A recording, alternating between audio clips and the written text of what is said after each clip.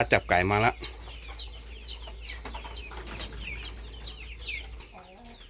ระวังนะระวังไปเอ้ยจับได้แล้วจับได้แล้วข้าวกะโอ้อ่าอ่าอ่า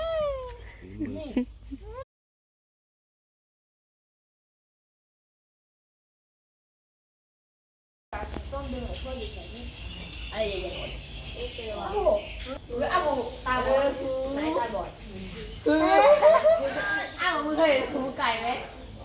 ที่ไหนใช่หรือเฮ้ยทำไมหูไก่เป็นแบบนี้อยากตัดอันนี้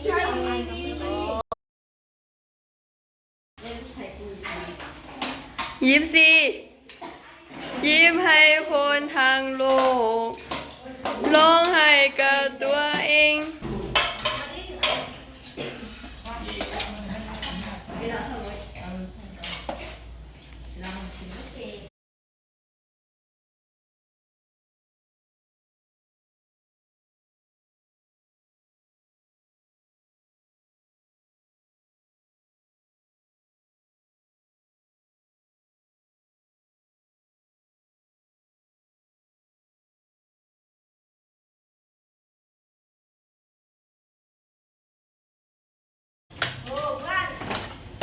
ไอเดี๋ยวขอรู้ป่ะครับเห็นเดี๋ยว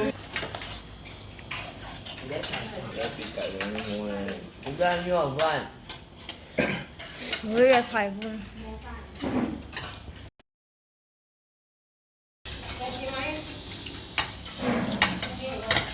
ซากใครเยอะกว่า ซานี้ซาเสื้อชมพูค่ะวันนี้ลูกพี่เราไม่ออกลง ไอพิง เพราะว่าเดี๋ยวแค่นี้จ้ะ ไอเนี้ยนักล่าไก่วันนี้เนี่ยไอเนี้ยนักล่าไก่อ่ะ